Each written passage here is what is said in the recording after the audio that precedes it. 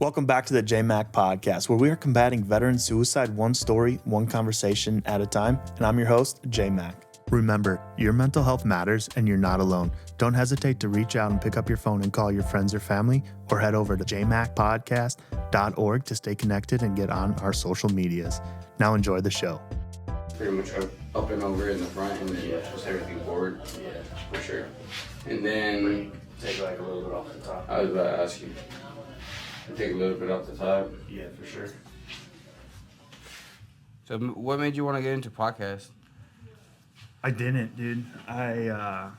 What started it all is I saw this meme that my buddy posted about doing the 22 push-ups a day. And it said, like, stop doing the push-ups, pick up the phone, and call your buddy. And I was like, oh, shit, that's a great idea. And then this idea came to my head to, like, call veterans just to check up, see how they're doing. Okay. And I pitched it to a former professional baseball player, but due to liability reasons, he wasn't interested. Oh, wow. I made the decision to tell my therapist I had this idea, and she tried to trick me into going live in her office, telling all my friends that I was going to start this venture. And I was like, I ain't doing that shit, but I will go home and post a video. So November, Veterans Day of 2020, I believe it is. I think I launched my first episode or announced it. Okay. So I wouldn't be here if it wasn't for that therapist, that's for sure. That's dope. And you've been getting a lot of feedback and everything off of the podcast? For sure, dude. Like, I don't think the numbers, statistically, the numbers doesn't show the impact that we're making. Okay. The amount of people that reach out and show support and just want to be, we have more people that want to be on the podcast than we have time for right now. Okay. Which is a great blessing, but it's also a curse because I feel like, oh, dude, we can help and reach so many more people. So I just got to stay focused and not step out of my comfort zone. I keep adding these different projects and I keep telling myself, all right, no, go back to just focusing on the podcast. Yeah. So That's dope. yeah, absolutely, dude. And I'm not even gonna lie, bro. I broke a 2.5-year sobriety to do this podcast because I was like, man, I can't talk to anybody or I can't have a great conversation unless I'm drunk, you know? Yeah. That's just a lie I told myself. And I actually lost my train of thought. You actually broke your sobriety Yeah, because of the the podcast. podcast? Yeah. How did that make you feel, like, that you broke it? I had no problem with it in the moment. I didn't necessarily want to, but I was probably excited to drink again. And I told myself it's going to be different this time. I'll control it. I'll only drink while I'm recording the podcast. Next thing I know, I'm almost blacking out before we start the podcast. You know what I mean? And then I feel like I didn't even give that good of an episode when I was drunk. When I first started this, bro, I was afraid to be on the camera. I was afraid of everything. So I procrastinated it. Say it went live at 7, or I was supposed to post it at 7 p.m. Yeah. I called a buddy I knew at 6, and I'm like, bro, help me out. And then we would make a makeshift ass fucking recording, and I'd only post the audio for it. I think I got back on the sobriety train, got introduced to Corey, our audio engineer, who podcast manager pretty much. That's dope. And we've been taking off ever since. He was part of the influence to help me change my name from my original name. And that was a fucking hard all on its own because that was like me losing my baby, bro. Like, I built absolutely nothing into something. We were hosting veteran meetups, recording at Arizona Organics. But I was fighting a stigma that I wasn't. First of all, suicide and mental health has a huge stigma already, and I wasn't even able to fight that stigma. Yeah. Because I had to battle the stigma behind my name.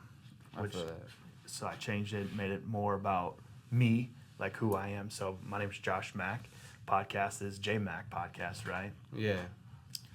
And that's been very, very influential and had a huge impact on us, bro. I feel like I went down last year because I didn't host any events or do anything. But, bro, we moved into our own studio. We had a lot of different growth. behind the camera, huh? Yeah, for sure. Let me use a hairdryer real quick. Cool. Well, that's dope, man. Like, starting from nothing and building something. Yes, sir. It's actually something I need to reflect on more. Yeah. I gotta pause and look at the growth, where I've been and what I'm coming through, right? Because the finances aren't where we would like them to be, or there at all, per se. And it plays like a huge toll on your, like, dude, are we successful? Are we doing things?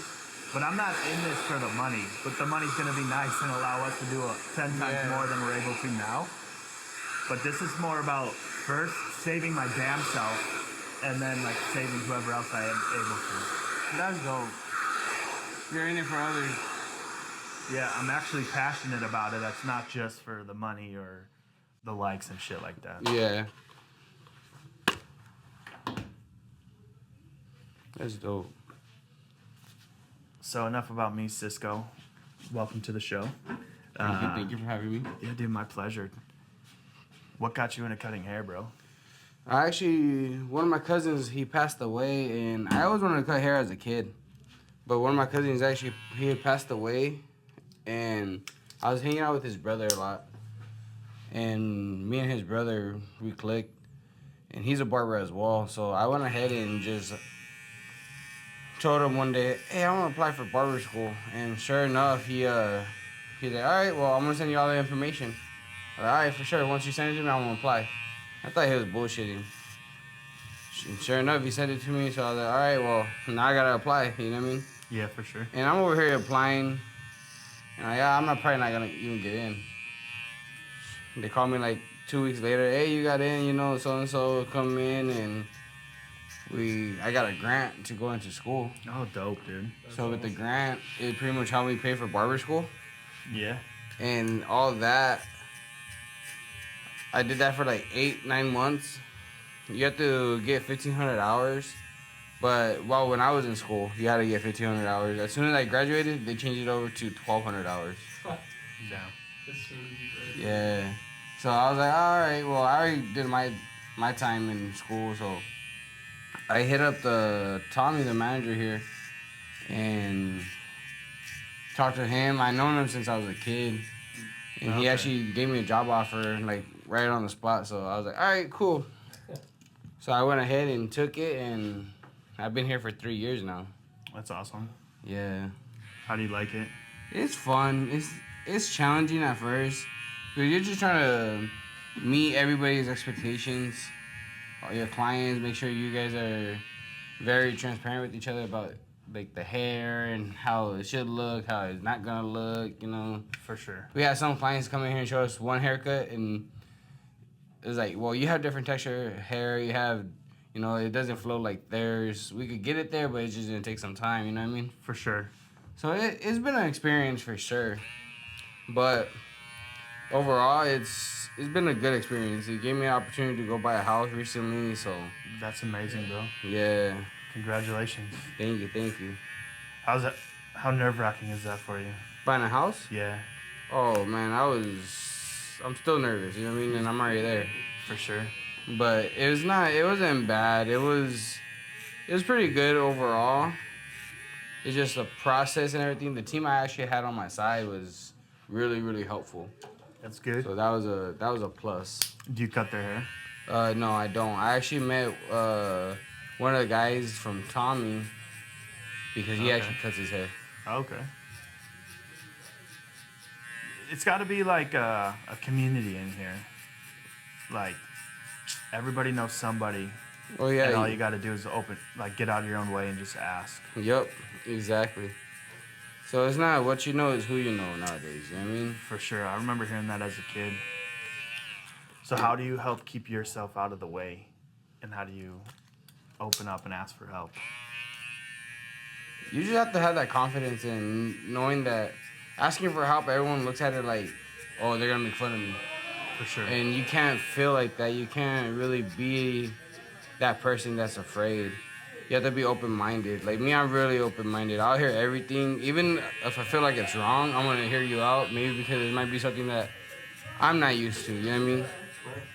And whatnot. So, me personally, like, I'll just ask for help. Hey, you make fun of me? At the end of the day, I'm gonna tell you, well, I don't know what I'm doing, you know what I mean?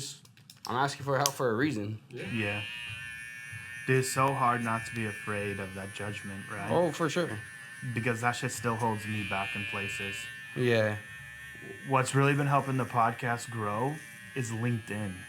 And I'm intimidated by LinkedIn, bro, because I have all these like self-limiting doubts about myself. Like, I'm not professional enough to be on LinkedIn. Yeah. Like, I'm not where I need to be on LinkedIn. But man, all you gotta do is put yourself out there, and the right people will find you and show you the support. Like, I just got connected with. I don't know how this guy's going to play a role with us, right? But he helps college athletes get NIL deals, and he's an agent for professional athletes, and he's out here in Scottsdale. Okay, that's Just the fact that like we connected, I feel like that he connected with me, right? So he added me. Mm-hmm. So I feel like that's a huge step in the right direction. We're at least getting eyes on in different aspects of life. Yeah. That's what I really like about it. The podcast, my original name had veterans in there, right? And I still talk. Our mission is to combat veteran suicide, one conversation, one story at a time. Yeah. But I like to say, when you're on the airplane and the oxygen mask drops down, they tell you that you have to put it on yourself before you can put it on others. Mm-hmm. I like to say us as veterans have collectively started to don the mental health mask, and now we're ready to spread throughout our community to help rebuild and regrow. Okay, that's dope.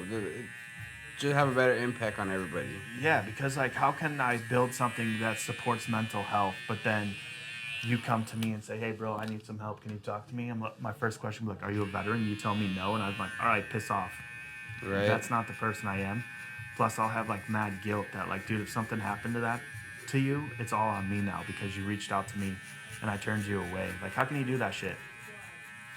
And I actually got out of my own way by going to Arizona Organic's 10-year anniversary, right? Okay. Because to promote the podcast. That was my first time out in the public space other than posting online. And I thought I felt comfortable there because they're either going to be too stoned to care or they're going to show the support, right? Yeah. And I recognized like last week that the reason I like people that smoke weed and cannabis is because everybody that does is just so used to being judged. Mm-hmm. And I fucking hate being judged. But they understand. Cannabis users, I'd like to say, understand what it's like to be judged. So it's easier to connect with them. Yeah. Makes sense. Because they have that mindset of like, well, you don't like it, I don't care. You know what I mean? For sure. And it's not like they're just going to sit there and bash you. They're just going to move on, right? Yeah. But to be fair, even with all those limiting doubts and thoughts that I just expressed, I can't even think of a time that I was shown disrespect or somebody talked shit to me because of what we were doing. Yeah. I know in the past, people would like look at me after I said the name and they would judge me off of the name versus what we were all about. Yeah. So being able to take that factor away with the new name change and all that, it's been exponential in growth for us. That's dope. So what's your childhood like, bro? My childhood was little everywhere, bro. Sometimes we were moving, sometimes we were staying still, sometimes, I have a lot of siblings, so we're always outside and doing something instead of being inside. Nowadays, you have the iPad kids, you know what I mean? Yeah, for sure. And back then, we didn't have iPads. We had outside, you know what I mean? We were lucky to have TV. Right? Not that we're like that old. I ain't trying to pull one of those. We had to walk uphill in a snowstorm barefoot both ways, right? But, yeah, dude. Yeah, it wasn't bad. I have 3 stepbrothers and I have two like siblings that are by blood. Okay. And then I have a half sister, but to us, bro, we never use that. We never, oh, this is my stepbrother, this is my half sister. Hey, they're my siblings, you know what I mean? At the end of the day, like, we grown up with each other our whole lives. We can't just be saying that. Yeah, absolutely, dude. And as a family, like, we're very family oriented. We like being around each other. We like hanging out. That's good. Yeah, so my childhood was pretty cool. It wasn't bad, you know what I mean? There were rough spots, but nothing like I could handle. You know what I mean? It didn't break me. So. That's good. in my opinion, everybody has a good and a bad childhood, right? Yeah. There's good aspects to it, and then there's absolutely horrible aspects, and we just can't compare our childhood to one another, right? Because those kids or individuals that had a potentially worse childhood, if we were judging, they also got taught a different mental standpoint Yeah. to be able to handle things or how to navigate things, right? Yep. Not that it's always right or wrong, but there's just way too many variables to judge. Like, oh, this happened to me, but it didn't happen to you. My life's worse. Like, no, that's not the case. It's not always the same story, but it could be similar situations. Absolutely.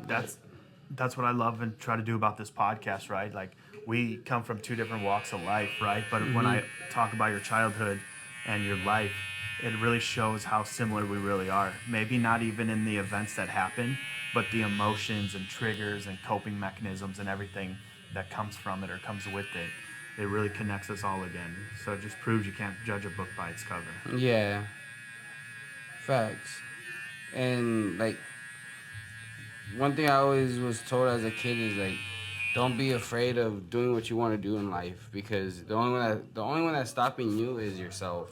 For sure. And that's one thing that's always stuck with me, because this isn't my first trade. Yeah. I done auto collision, I done pipe fitting, I done construction, I done, you name it, I done it. Right. You know what I mean? And I don't limit myself. I always want to do more, and I want to keep going and keep pushing myself for the next step. Okay. So what is your next step then?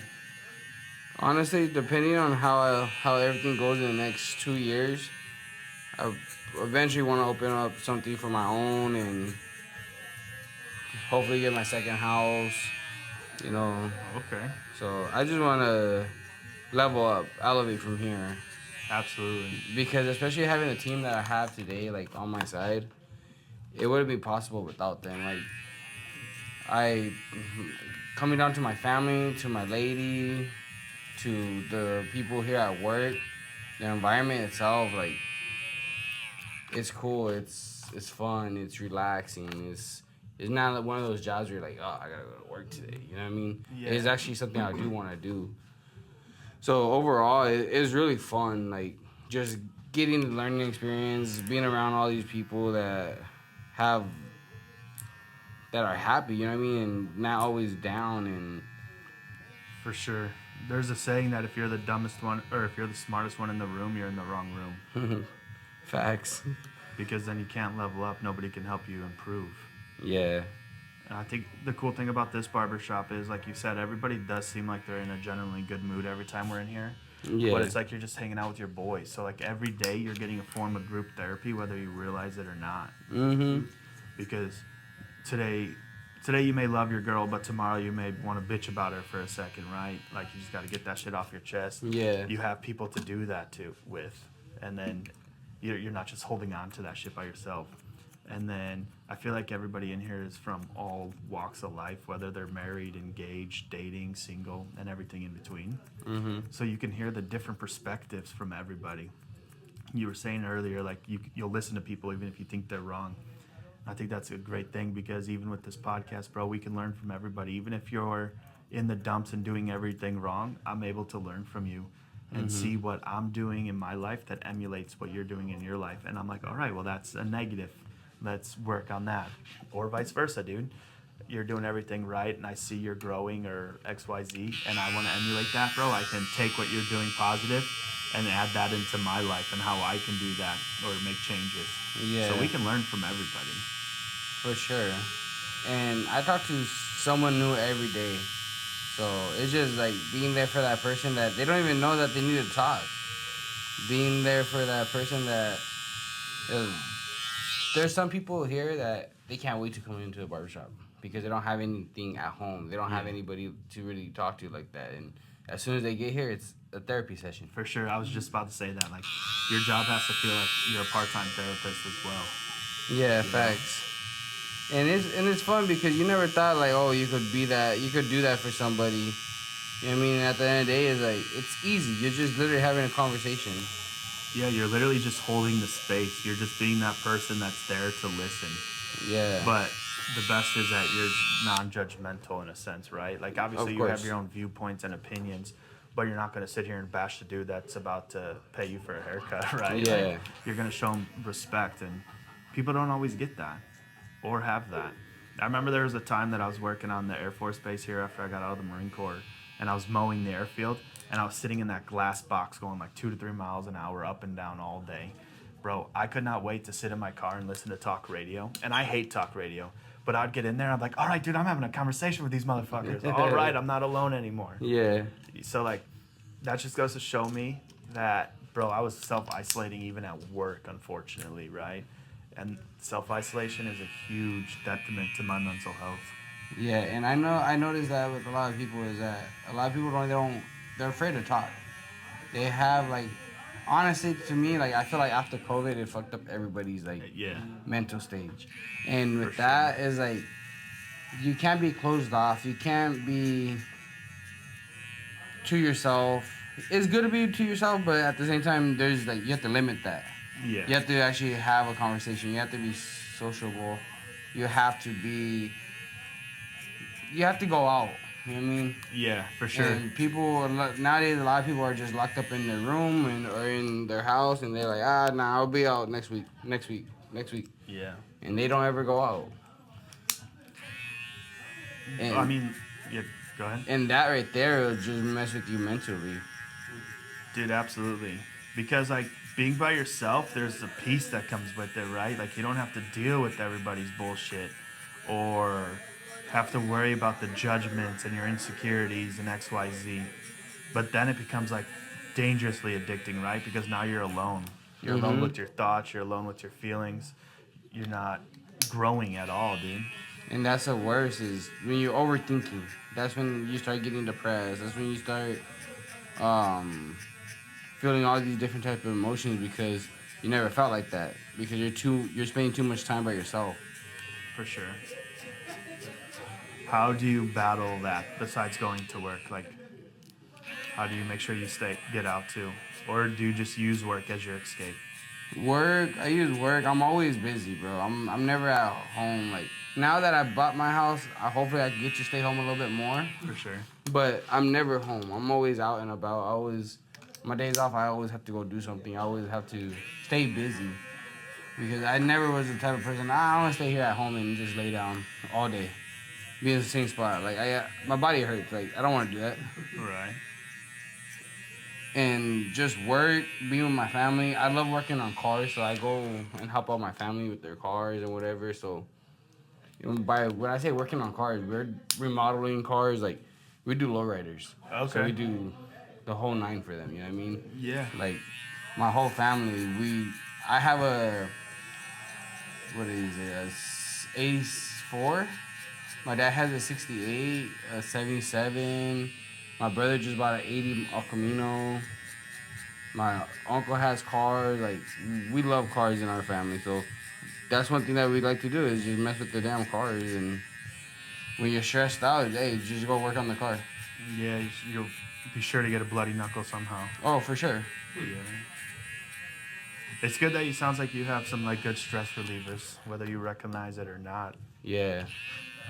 And 9 times out of 10, we don't realize that. Like, oh well, if there's too much going on at home, I just go in the garage and crank down some tools. You know what I mean? Yeah, absolutely. Do you journal at all?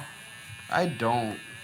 I never have. I've never been the type of person to read or write like that. Yeah. I always been more of a hands-on person. Like I want to go get dirty. You know what I mean? Yeah.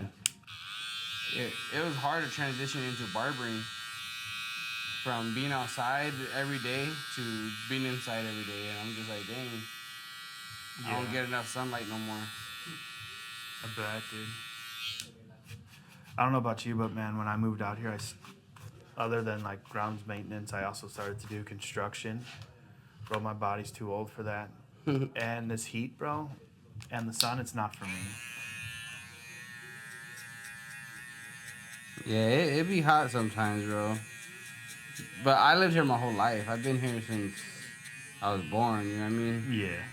So I'm kind of used to it now. Because where you from originally? Illinois. Oh, okay.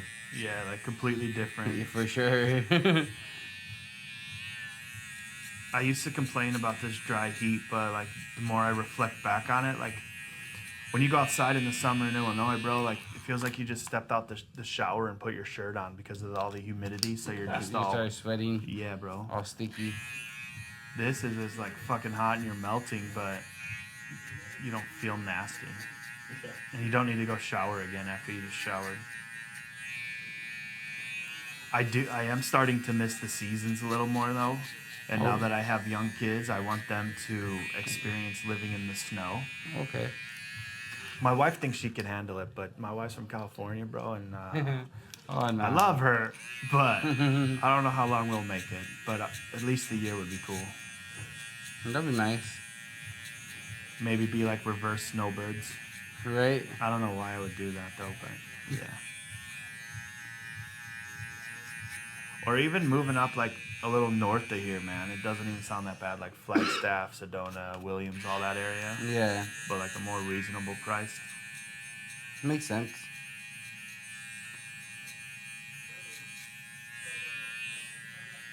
What are some of the struggles that come with being a barber? Just trying to perfect your craft. Because you want to do it overnight. You want to be that.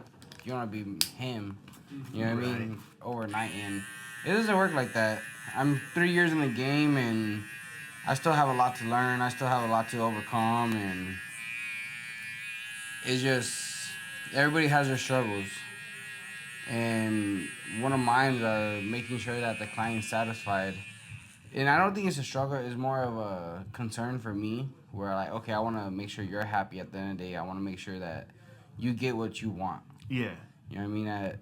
And I don't want no problem. Like, if there's anything you want me to fix, let's fix it. Let's do what's right. At the end of the day, I want to get better at my craft, and I want you to come back. You know what I mean? Yeah.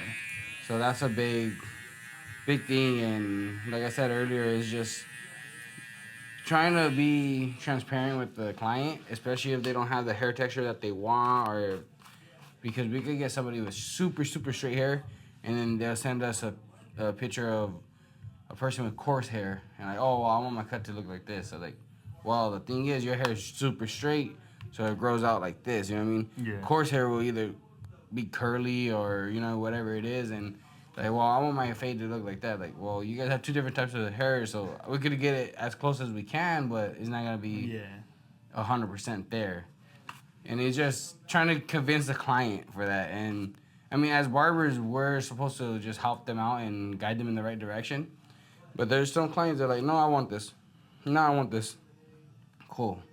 I'm gonna get you what you want, but it's not gonna look like that. And then they find out like, oh, maybe you were right about it. Like, told you. But you can't glue the hair back on. Right? Does it ever go really bad? I had one client that he told me, he's like, I want to keep the hair on top. Keep it on top, everything on the side shaved to a 0. I'm like, a 0? I was like, are you sure? Like, you don't want to fade? He's like, no, I've done it before. So I'm like, are you sure, bro? Like, I want to make sure I'm giving you the haircut that you want. And he's like, yeah, man, I just put it up right here, and I want all this shaved down. I'm like, all right, cool. So I went ahead and I didn't even go skin bald. I just went clipper close. And I went all the way to where he wanted it. He comes back like maybe 5 days later.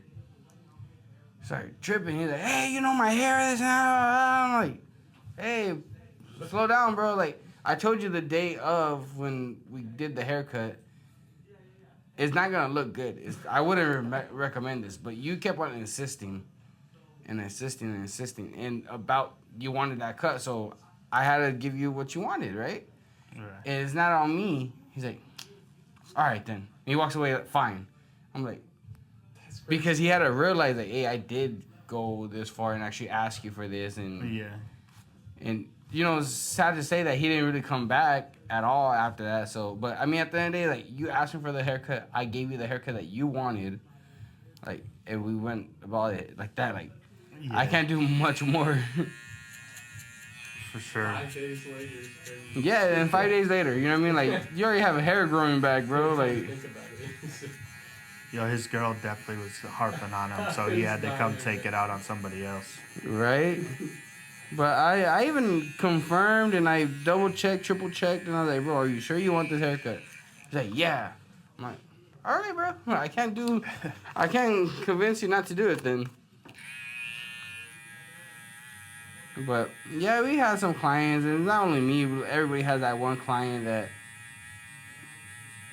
they want to bash on you or they want to, dumb you down and make you feel like you're not that person. But in reality, it's like, bro, like, you're asking me for these haircuts, or they show you a picture of a certain haircut and you can't provide it for them because they don't have the same hair texture, whatever it is. And they get mad at you, but you sit there and have the consultation, and that's the most important part, is consultation. Because you take an extra 5-10 minutes out of before you start the haircut to just make sure that you guys are both on the same page.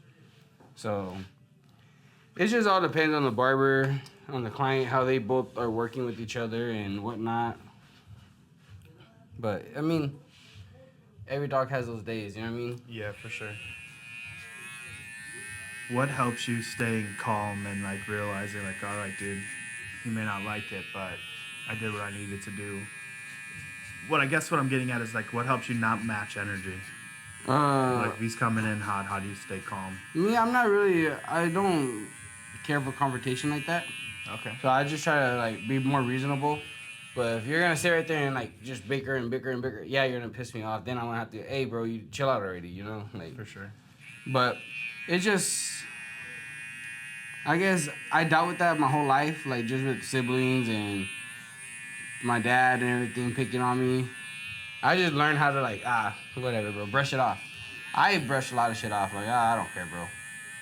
Just because that's just how I was raised. And my dad told me, like, anybody in here could tell me the worst of the worst. My dad already told me. Right. You know what I mean? Like, and I respect that from him, because at the end of the day, like, all these comments, all these concerns about everybody's coming at me, whatever, don't faze me. Because I already know how to deal with it. I already know what to do to de-escalate the situation. Right. So it helps you now, but let's go back to like, how did that feel as a child hearing those things? Oh, I thought from he your was just dad? picking on me my whole childhood. Okay. I was like, man, what the hell did I do to you? Get off my case, bro. Like, there's this one thing that this one comedian that he's like, man, my dad's the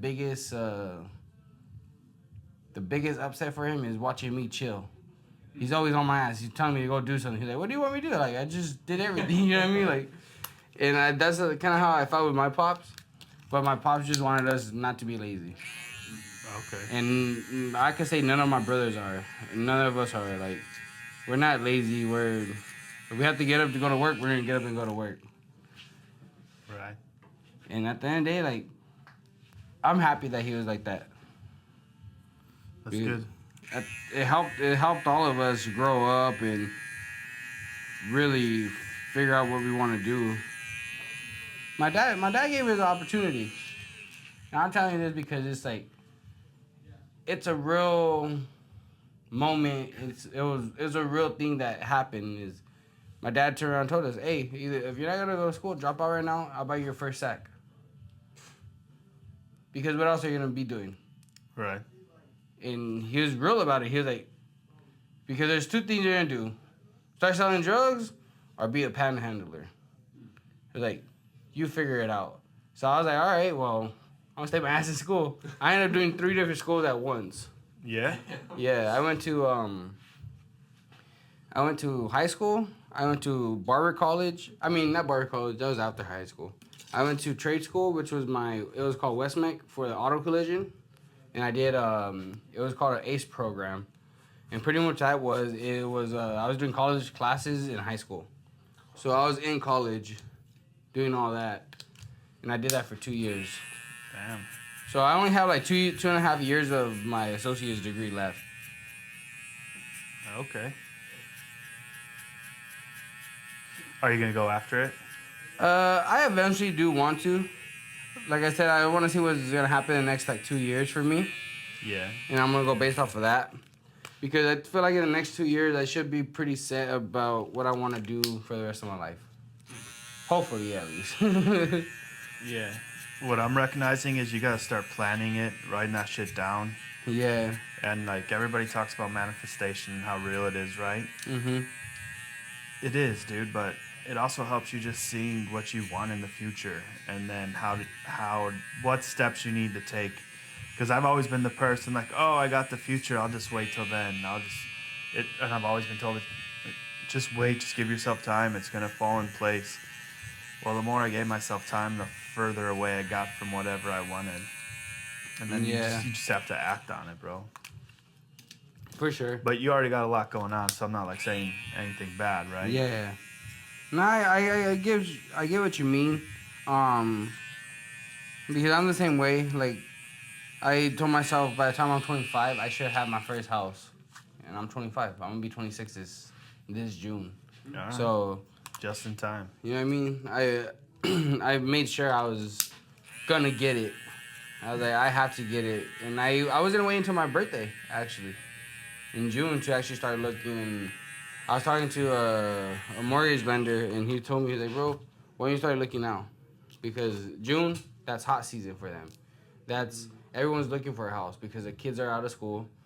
They have their tax money, and now they saved up because they want to go look for a house. The kids are all there. They don't have to pull out the kids from the school to go look at a house. You know what I mean? So Right. I was like, hey, that's smart.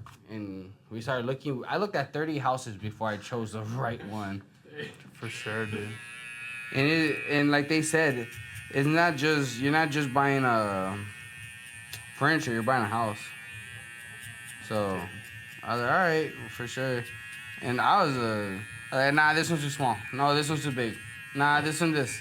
Nah, this one's that. You know what I mean? Like, I was really like, I don't really care for this. Like, we need something different. Yeah, absolutely. Dude, it's a huge commitment, bro. Oh, for sure. Because what, the loan's at least 30 years, roughly? Yeah, 30 years. I haven't been anywhere for 30 years. I think the only person I know that lived somewhere for over 30 years is my stepmom and my grandma. Really? Yeah. My grandma actually bought a house when I was born. So she's once I turned 30, her house would be paid off. Oh, That's how cool. she tells me. And I'm like, dang. So that's my house then, right, Grandma? Right? Throw a party for her on your birthday. Right? Yeah, and I don't know, it's just one of those things where when I became a barber, man, it was it opened up a different door for me. It did a lot for me in ways I didn't think. My mom actually told me not to become a barber when I was a kid. Really? Because back then they didn't make no money. They had to get 30, 40 clients a day just to make something, you know what I mean? Yeah. And now it's like, oh, I'm going to take on 10 clients and I'm okay. And I feel like for me, 10 clients in a day is solid. If you do 13, hey, that's even better. Right. On a slow day, I want to do 8. Okay. You know what I mean? Yeah. So it just all depends. And with that being said, is like, you could kind of map out your check. If you could do 40 haircuts in a week, okay, I'm gonna get paid this much, roughly. Right. So it's one of those things that are good. It's good, then it's bad because you kind of like, oh well, I could choose this. No, I don't want to do that. I want to do this. You know what I mean? Like, Yeah. there's always room for growth here. Yeah, I feel like it gives you that freedom, but that freedom also comes with the curse if you let it, right? Yeah. Like, you can make your own schedule to a degree. You can accept the clients you want, or like, nah, I just don't feel like doing it. But it all comes down to that mental toughness of doing what you need to do even when you don't want to. Yep. If you could do it all over again, what would you change? Like, from when I started barbering? Or, Yeah, Or just in general? both. So, in general, I just wish I would have paid a little bit more attention in school. Yeah, I know they say we don't need it, but like my trade schools, I wish I would have just paid more attention in them. Cause I had friends, I wanted to fuck around, I wanted to do this, I wanted to do that, and it's not beneficial, Right. especially for the future. And Because now, like, I could have, instead of me asking about something, I could have already known about it. You know what I mean? For sure. Right, dude? Like, and how many of those friends do you still talk to? This day. Like, maybe a handful, if that. Right. That was something I always fell into, too. Like, I never wanted to be in school to begin with. But once I was, bro, and I had the choice of not being there, I was never there. And I always wanted to impress the friends or be cool, and like, I already know what I need to know to get by in life. Mm-hmm. I don't think you ever know. Oh, no. You can always grow and improve because there's always a next level. There's always someone in a spot that you want to get to next. Yeah. And I noticed, like, from me not paying attention, and I went back to, like, my trade school one day, and I actually went to go talk to them, like, all the students in there. Mm-hmm. They had asked me, well, what's one thing you wish you would have done while you were here? I was like, paid attention more. And my instructor, he was all like, what did you say? I was like, paid attention more. Like, I wish I would have, because if I would have paid more attention and not goofed around so much, they probably would have played out different. For sure. But I'm not saying that, I couldn't do something and I gave up. It took me a little bit longer to master it. Absolutely. You know what I mean? It took me a little bit longer just to say, okay, well, I was fucking up at that point, and I mean, I had A's and B's, C's, you know what I mean, in school, Yeah. so I wasn't like a trouble kid or anything. I was a clown. I always liked being center of attention. Right. Or I like picking on people, like, but not like being a bully, but like just having fun. Just joking you know with what I them, mean? yeah. Well, joking to us, but maybe not to them. I get it. Yeah. But I'm like that because I grew up with so many brothers. We picked on each other. Every time we wanted to fight, we fought. You know what I mean? Like, For sure. I was just talking about that with my neighbors yesterday. They were having fun and they started like wrestling each other.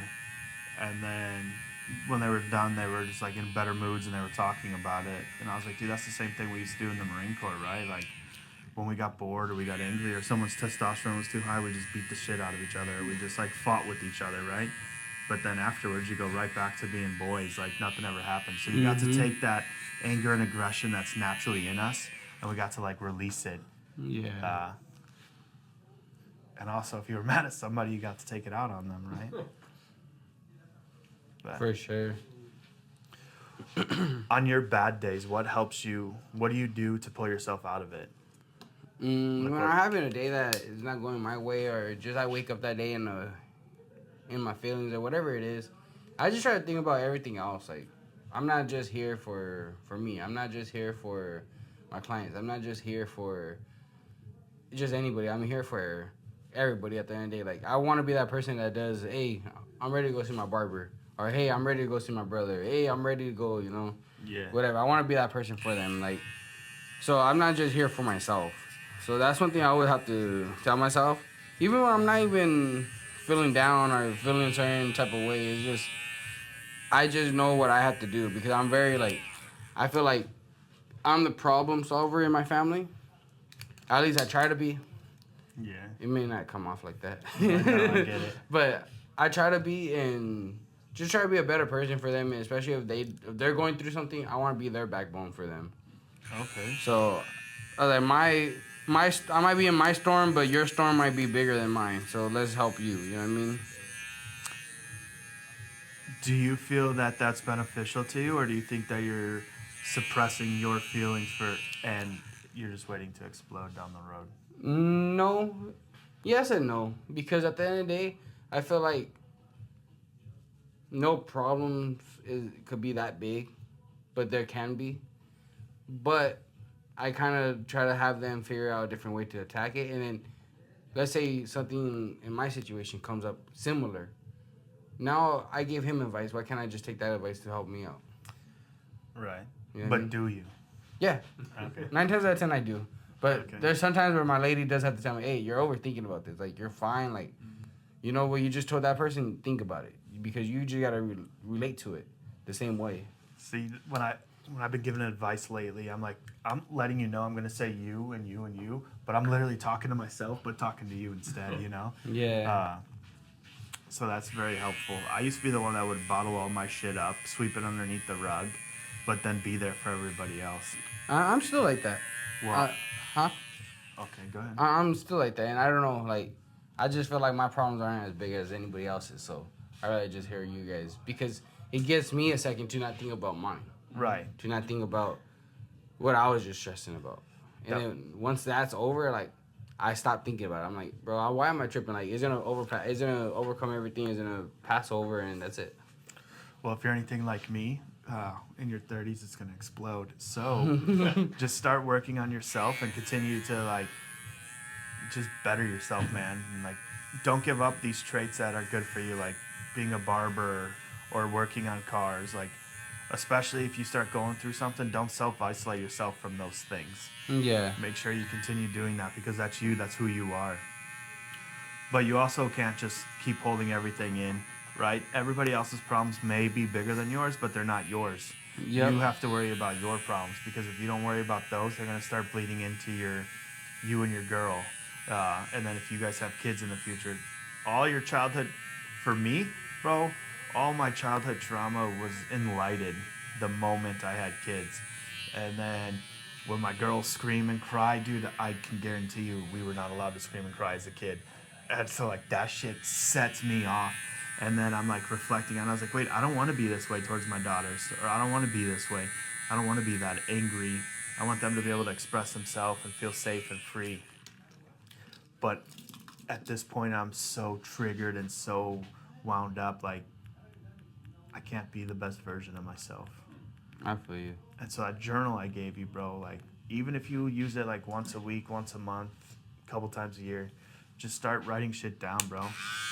Me personally, I just recently pulled myself out of something deep, but I didn't do it by myself. I went to the VA, got off of certain medications that I was prescribed that just affected me negatively. I all of a sudden started waking up at like 3 to 5 in the morning naturally, and I can't go back to sleep. So I just forced myself to go to the gym, and I'll sit in the parking lot and journal before I go in there. Some days I get like 3 sentences down. Other days I'm like 2.5 pages, and I'm like, all right, I got to stop talking. I got to go work out now. But just start getting shit out. Start working on things now. Even if you think you're great, you're safe, you don't have any issues, you stop lying to yourself right here, right now, because we all do. Yeah. For sure. And then another thing that has really been presenting itself in front of me is faith. Faith? Yeah, for sure, bro. I'm genuinely working on it, and I want to be considered super religious one day, or like not religious. I don't want that stigma, but I want to have my own faith and like complete relationship with God. Right now, it's a challenge for me because of that blind faith, bro, is really hard. And then dealing with the stigmas I grew up hearing or thinking about people that went to church, right? Mm-hmm. I'm like, that's not me, that's not who I am. I don't want to be linked with that, but I'm also I don't give a fuck. Think what you want of me, bro. I'm tired of being this way. I need to be happier. I need to be healthier, not only for myself, but for my kids and my wife and my family. Facts. And that's one thing me and my lady have been doing a lot more is going to church, bro, and we pray every night, you know what I mean? And at the end of the day, like, we do a lot more than what I used to do about like, having faith, and, you know, we had a lot of faith that we were going to get our house, and look at us, like, we got our house some way, somehow, like, it worked. It's awesome. And at the end of the day, like, when I do feel like I'm over stressed or overwhelmed with anything, how you said, like, oh, I just bottled it up. I bottled it up, but I also talked to, you know, the higher up. Okay. So, see, that's something I didn't do. I always, especially if I'm really stressed, like, hey, I know you got me. I know you're gonna guide me through this, and if I wasn't strong enough to put myself through this, you wouldn't let me put myself in this position. Okay. Knowing that I am strong enough. My senior quote was, God doesn't give his toughest battles God gives his toughest battles to the strongest people. Well, fuck being strong sometimes, bro. So- But yeah. Sometimes we're like we don't like it, but we look at it differently. And once I look at it like that, I want to just talk about me. Once I look at it like that, like okay, it's not that big of a deal. Because if I wasn't this strong or that I didn't have that mindset, I wouldn't be in this position. For sure. Now that I know, like, okay, there's a reason why this happened. It is happening, and once I figure out that reason, the light's gonna shine. You know what I mean? Yeah. Have you always had faith in being religious, like growing up, or is it Yeah, something? it's always been something in my household. Okay. My grandma, my mom, my dad. Did you ever go through a phase where you wanted to like revolt and like not be faithful, or have you that always been a true core value for you? Yeah, it's pretty much been there. It's just I never held it to the full potential. Okay. And what helps you hold it to your full potential? Now, Yes, sir. it's just honestly having the right person by my side. The right person by my side is, I felt like that's everything right there. Is having that one person that truly does understand you, and when I can't make stuff out in words, they know exactly what I'm saying. Okay. You know what I mean? And having that person where they're like, hey, I know where you're going with this, but the way you're describing it or saying it is wrong.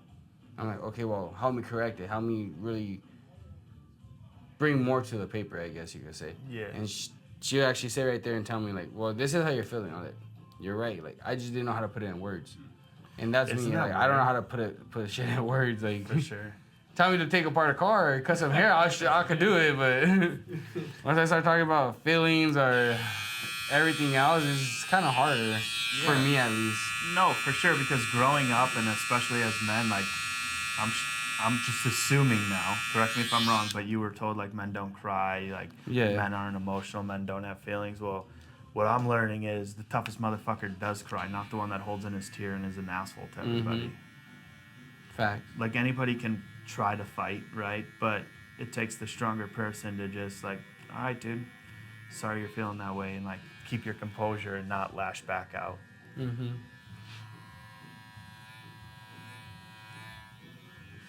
Yeah, but overall, bro, like I feel like I'm having family like that and being told that it works to a certain extent because we all have to express ourselves, and some people express themselves in different ways. Yeah. Versus like if you were to do it a certain way, like let's say you're going back to drinking, you express yourself by drinking. You know what I mean? And you didn't know you were fighting all these different thoughts and everything until you're actually shit-faced. And then now you're acting out and you're saying all these extra stuff and you're like, I said that? Like, Yeah. I thought that was only in my head, you know what I mean? For sure. Yeah, dude, drinking definitely brings out my demons. But what does being faithful in religion look like to you? Like, do you constantly go to church every day, every week? You just We have actually your had own that relationship. conversation here in the shop, but to me, it's like being faithful. Yeah, I understand we all can't make it to church. You know, I work every Sunday, Right. so I try to go right before I come into work. So I'll get up early, go at 7:00, and there's some days where, hey, this week was hard on me and I didn't get to go. But in the morning, like as long as you say you're thankful, you pray, and you just go about you and ask for forgiveness for all your sins or whatever. That right there, I might be saying it wrong, so. No, dude, But- I want you to say it the way you said But it. the way I look at it is like, as long as you're thinking about them, you're taking that time out of your day to say thanks, and to just be there, how would I say it? To pretty much talk to him every day. Take that maybe 3 seconds, 4 seconds, whatever it is, the minute, and just say thank you and everything. You're just practicing for later on when you get older, you do want to do more. He's going to be by your side. Like, there's one thing that they say, it's God never forgets, but he forgives. Right. And that's one thing. As long as you ask for forgiveness, if they tell you, "Oh, ask for forgiveness," you know, he's gonna work his magic and help you out. Like, okay, well, I'm gonna ask for my forgiveness, and everybody asks for it. He ends up helping out everybody else. I'm gonna do it too. You know what I mean? And I'm not doing it for them. I'm doing it for me. And that's the way I look at it. You know For what I mean? sure. I've also learned that like being religious and faithful doesn't even mean you have to go to church. First of all, No. being church is literally you talking to the boys out in the shop, right? Like what is it, like 3 or more people or something, a gathering? Yeah. But I'm also learning it's like how you just having that daily relationship. I've mentioned I was on the phone with I had a meeting on the way here, and we were talking about this as well. And it goes hand in hand with how I feel about LinkedIn per se, right? Like I don't feel like I'm professional enough for LinkedIn, but then I also don't feel like I'm holy enough to like just talk to God because I'm still gonna be like this motherfucker or like saying my own things and I'm like, wait, is he gonna strike me down now because I said it that way? Like I feel like there's a proper etiquette you have to have in talking to the Lord, and I allow that to hold me back from talking to Him as often as I should. Yeah. But I think you just told me what I need is like, dude, if you do feel like you said something fucked up, be like, yo, I'm sorry. Like, forgive me for that sin, right? But like, I'm just trying to have that relationship. You're learning. It's a learning curve because everyday life you're gonna talk a certain way. You know what I mean? For sure. You have to switch up when you're talking to like professional people. You learn. When you're talking to the boys, you're gonna say anything and everything inside the book. For sure. And then just when you're talking by yourself, whatever comes to mind, you say it, and you just like, oh, maybe I should have said it like that. You know what I mean? But at the end of the day, it's like you're learning. Everybody learns every day. So it's one of those things where it's like, he's not gonna get mad at you, but just watch yourself. You know what I mean? At the end of the day, he's gonna forgive you for saying it like that. He's gonna forgive you for being that person. You know, it's one of those things where I feel like forgiveness plays a long way in this. For sure. Want to lean you back? Comfortable? Yeah. How do you lower this a little bit. Right there. do you have like how do you battle your negative self-talk? I used to just spew in it and just like, all right, yeah, I am a bitch, or yeah, this, or just Me, I try to. When it comes to that, like when I'm talking negative about myself, I try not to beat up on myself too much because at the end of the day, I already had that. I already been through that. I already saw how that is. Why put myself through that again? So instead of thinking so negative or just in my thoughts alone, I just try to psych myself out of it. And I'm pretty good at that because it's just our inner thoughts and they don't mean shit. They really don't mean anything besides I can say, oh well, this haircut's a shitty ass haircut. Like, damn, I need to do something about it. In reality, the guys in the shop are like, hey bro, that fucking cut came out sick, bro. Like, you killed it. right. I don't know how or what they see, but they see my face and like if I'm worried or something, or they'll just really think it's a clean ass haircut.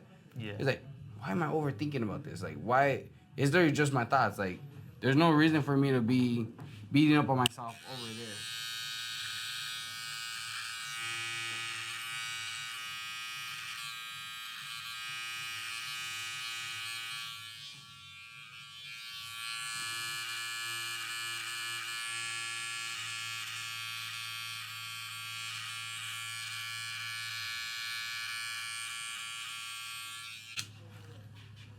For sure, dude. I definitely need to work on my self-talk. Like, I started with my girls right away teaching them to say, like, I'm smart, I'm strong, I'm confident, I'm beautiful. I'm even trying to teach her to be like, I'm a nerd. Like, shit like that. So, like, when you were saying earlier, when people come in the shop, start saying a bunch of bullshit, right? Like, all right, dude, first of all, my dad taught me, not that my dad said worse, my dad taught me, like, that shit's not true. So I feel like when somebody's talking shit to me, it doesn't hurt me until it aligns with my own inner thoughts. And then it will hurt me. Other than that, you can say what the fuck you want about me, bro. I know who I am. But if you align with my inner insecurities, oh shit, it's over. I feel that. Yeah, and for sure, I get that 110% because see, when I say like, oh, I don't know how to exactly put stuff into words, That was like one that I was talking about, like right there. Like you said it perfectly the way I was thinking it.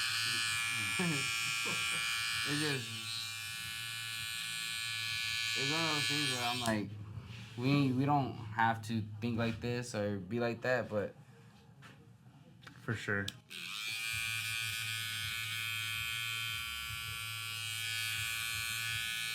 That's why I like talking and asking questions and hearing your opinion of something, because the way you say it or may not say it has a different connection with me. yeah. You may say something that I've heard 1,000 times, but you say it in a way that it finally fucking clicks for me. So this podcast is like all personal growth for me too. Like, it's a way for me to vent myself and like talk to other people and have that community again. But it's also great to like learn and grow from one another. For sure. Yeah, and it is cool, you know what I mean? Like, this is my first time actually doing a podcast like this, and it's gonna help me just better myself. It's gonna help me do everything I need to do.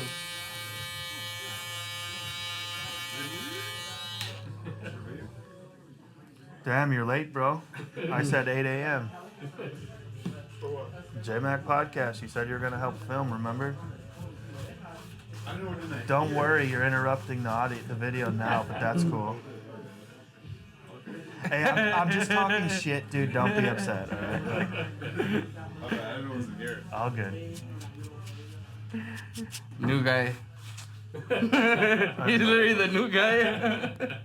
The FNG. But yeah, bro, like, it's gonna just help me better myself on just next time. Let's say you do want to get me on another podcast, or we do want to do something like this. I'm gonna be, bro, it's nothing. Like, why was I tripping over this? And just be yourself and just go about your work. That's what I was trying to tell you yesterday, right? But I didn't know how to word it properly. And now that we're here, it's like, okay, well, that was easy. You know what I mean? True. Undo your mustache real quick.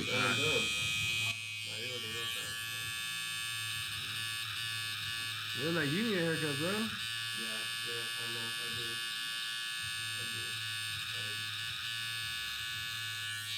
I offered it to him, and he said, "No, I think you should Well, I do don't a know, the way veteran." he pitched this to me saying it was for veterans, and I'm not a veteran. That's the way I pitched it to the boss, and then now we're here, though. So But you're a veteran, so it's fine, you know? you're serving the veteran Still community. I don't know, you got mustache up on this side.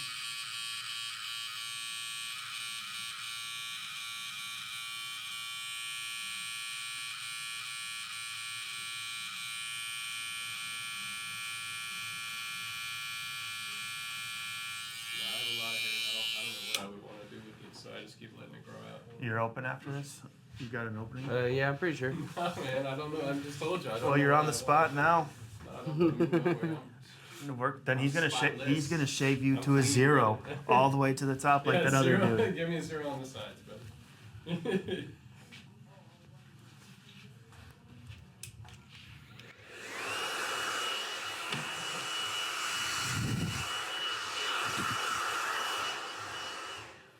I would like to take some credit, not necessarily that that's the case, but I do like to think that like I'm able to make people feel calm and comfortable and for sure. willing to talk.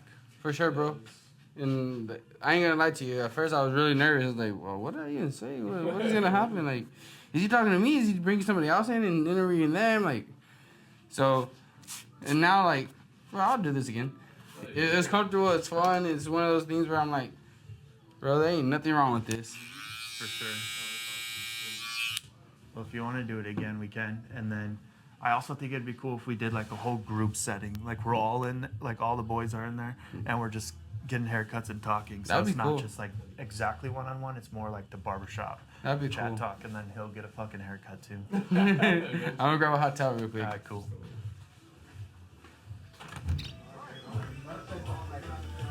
How do you feel?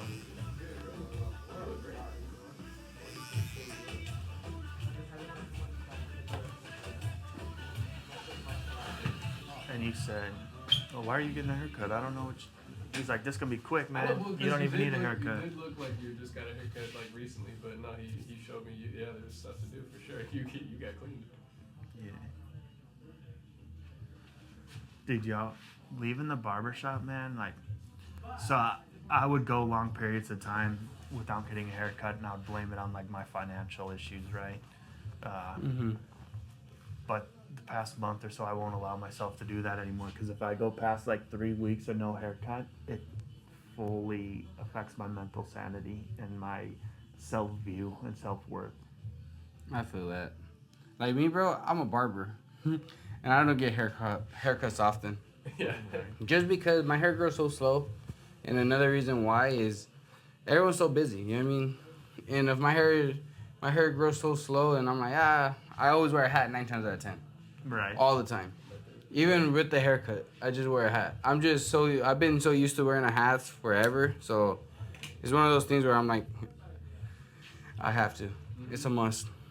No, for sure. I used to wear hats all the time too, but now I like the freedom of not having to wear a hat all the time.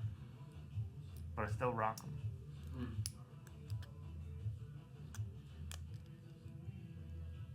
Yeah, I have like over 30 hats, 40 hats. Yeah, you always got a different one on. But you also got like a fucking stylish truck too, so of course you have to have all the accessories. Have to. I'm actually about to redo my truck. So Okay. right now it's that pinkish color, Yeah. but I'm gonna do like a red, Okay. like a candy apple, red. Do you do that yourself or? Yeah. Okay. I wrap my own truck. My first time ever wrapping a car was my truck. Damn. And it came out. It's been solid. It's been doing it for like 2 years. It's been holding up for 2 years. So. Was it as challenging as you thought? Oh, bro. It was more challenging than what I would have ever imagined. I bet. You gotta think about it. It's like a big old sticker, right? Yeah. But you can't have any creases on the corners. You can't have anything like that because it's gonna look funny. And sure enough, bro, the corner of the bed where the towel light meets the bed, Yeah. on right above it where it curves, Mm-hmm. that alone, that little piece on one side took me 2 hours just to wrap. Damn. Because every time I was trying to heat it up and pull it, it would curve on one end. And then on the other end, it was fine. And I'm like, what's going on? So I kept on having to take it off, put it on, take it off, put it on. And the good thing about those is that they, it's forgiving. I could crumble it all up, and it's all stick together, and I'll just heat it up and it'll come apart. Okay. So, Break the bank. yeah. And it was really nerve-wracking because they only sold it in one length, and that's it. And I was like, oh, well, this one length should be just enough for the whole truck. So I had to make sure I was really careful about For sure. where I was going to mess up and where I wasn't. Have you wrapped anything since? Just like some clippers. Like I'll do my clippers or Okay. little stuff here and there, door handles.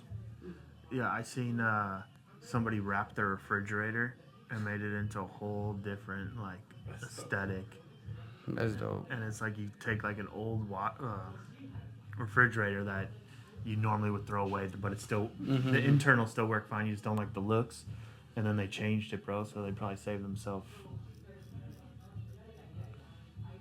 Yeah, I want to get my car wrapped. I want to find a way to like start advertising the podcast on there. But then sometimes I drive like an asshole. Because like, You don't want to be that guy. yeah. But I guess, Subscribers go down. hey, I guess any publicity is good publicity, right? If someone's gonna reach out and bitch about me, they're talking about us. Hey, you know that one guy podcast? You know? And maybe that's just God showing that we needed to cross paths, right? Like Yeah. I drove like an asshole, pissed them off, and then they find out that there's more to life than just being angry all the time when they see the podcast. They'll probably look you up and leave a comment and then realize like, oh, let me watch this douche. And then For sure. and then like, oh, I actually like this douche. They're listening to talk shit to me, and then they just fall in love. Yeah, I mean, because it's a mental health thing, right? So. Yeah. And if you got road rage, you got mental health things you need to work on. So what was it like serving your Son, what was that? sorry, go ahead. Oh, just serving. It was a love-hate relationship, bro. Truthfully, I never seen combat or got deployed like that. So when I got out, I felt like I failed, and it was a struggle. But serving, it was like a love-hate relationship, dude. It was a lot of fun, and then it sucked a lot, but the suck is what brought on a lot of the fun, because you're there with your boys going through the same shit, and then that's why you fight it out, right? Because you're like, fuck, we don't want to be doing this shit, we don't want to be here, whatever, or just whatever the case may be. It definitely plays a role with your ego and pride, because you have this like sense of belonging, and they don't tell us like we're better than everyone, but as soon as we get to boot camp, you're told that civilians are dirty. And like they're dirty ass civilians, and now you're trying to become a dirty ass civilian into a Marine, right? So they build you up into something that they need you to be. Like, not your average person can just choose to wake up and go shoot guns and like potentially have to do things. Yeah. You know what I mean? So like they break you down, but the purpose is to rebuild you into who they need you to be. I used to think that I couldn't wait to get out of the Marine Corps so I can have my freedoms back, my liberties, and like just have more time for myself, bro. Mm-hmm. Everything I just mentioned is nothing that I needed for my sanity. I need the routine. I need the structure. Too much downtime, bro. It's the devil's playground. What does it say? Idle hands is the devil's playground. Well, I've learned that the hard way. But yeah, dude. Saying you're a Marine, looking in the mirror, wearing your camis for like the first few times, you're like, no fucking way. I made it. And then you almost feel like you're on top of the world. Like you're more than what you really Unstoppable. are. Yeah. Like you almost become a dickhead, you know? Because like, dude, I'm a fucking Marine. Like, who are you talking to like that? Like, what do you think you're going to do to me? You think I care? I'm going to go back to my government base and hide in my room and be fine, you know? Did that answer your question? Yeah, for sure. I want to just line up your much real quick. But that's dope, though. Like, overall, you could say you did serve. And probably not for the reasons why you wanted to serve. Like, you didn't get deployed like that. You didn't go get into action. Even though they trained you to be ready at all times. And that time never came. So I'm pretty sure it probably would have been like, damn, was this a waste of time? But at the same time, you're like, okay, well, it wasn't because I did something good out of it. You know what I mean? For sure.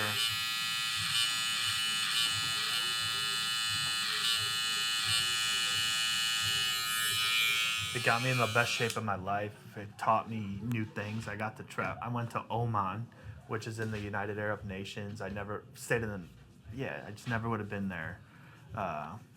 Got to go from like North Carolina, California, bunch of different places I never would have been. Like growing up as a kid, you're like, dude, I wish I could just blow things up and shoot things and sleep in the field or sleep outside all the time. I got to live that. And it wasn't as fun as they thought it was. Or it wasn't as they thought it was. You could take it both ways, right? It was everything I thought it was, and then it was less than what I thought it was, and then other ways it's more, right? Yeah. Just like when you're going through, it was just like school. I wish I took more advantage of it, listened more, and learned more, right? Yeah. I take that in the Marine Corps, dude. I wish I was a better Marine. I was a pretty good Marine as is, right? But I wish I applied myself more. I wanted to like try to stay under the radar, but that's not who I am, bro. I'm kind of... You're gonna know I'm here.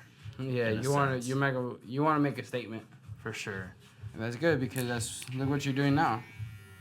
Yeah, so that's actually, this podcast is what has changed my mindset. Is like, I used to think I failed by getting out of the Marine Corps without going to war and serving my country that way.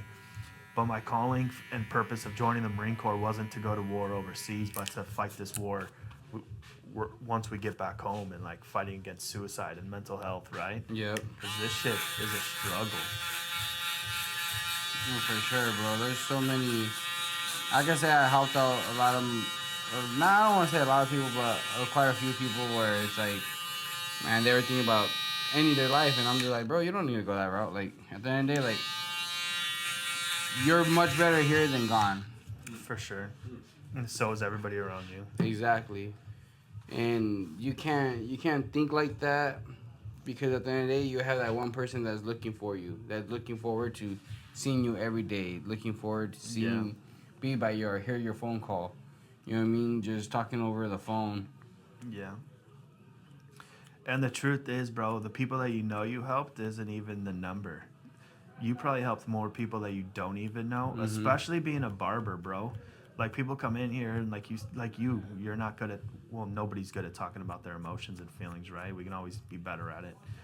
But a lot of people don't want to come and talk about that shit, but they're the ones that are most likely going to go do something, right? The people that kill themselves usually aren't the ones that are always talking about it. It's the one, like, look at Robin Williams, man. Did you ever expect it out of him? Nope. You know, like, I think even it's either him or Jim Carrey that, like, everybody's going through a battle that you don't know about, or, like, I forget the quote, but it was a good one, so I'll look it up and share it with you later. For sure. But yeah, I think that's also a huge thing about this podcast that I need to continue to accept and understand is the numbers may not be where I want them to be, but that doesn't depict exactly what we're doing, who we're helping, or how many people we helped. The people that we helped will mostly never know at least 50%, if not more, of the people we helped, because they're going to continue to move in silence.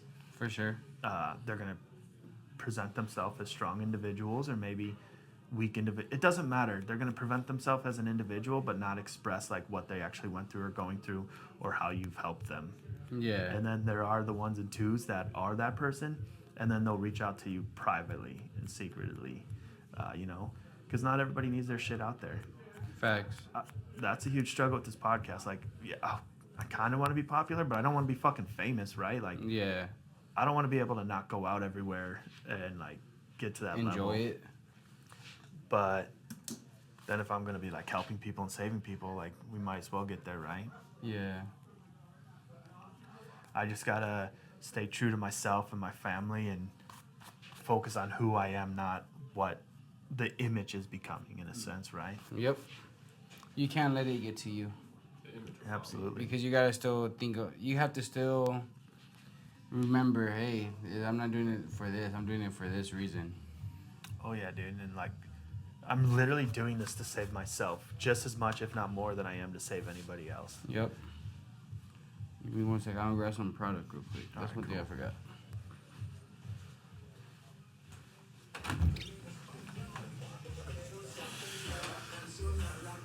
What's up, G? Good lines, bad lines? Are they bad lines?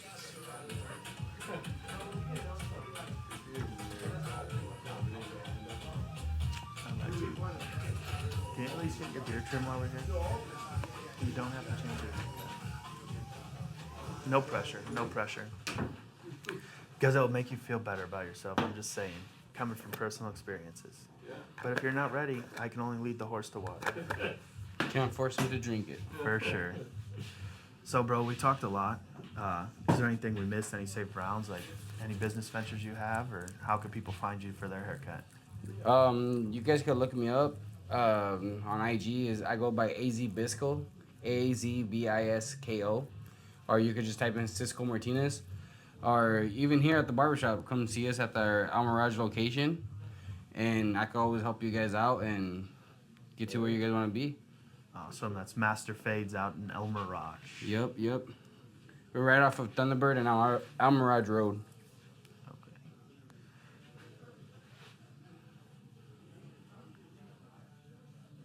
My mind's blank, so I'm just going to wrap it up here, but we can continue to stay talking. Because that's usually when all the good shit comes out, right? Like, oh, now the camera's off. Now let's talk. Right. I But appreciate it. Yeah, my pleasure, bro. I appreciate you. Thanks for taking the time. Of course.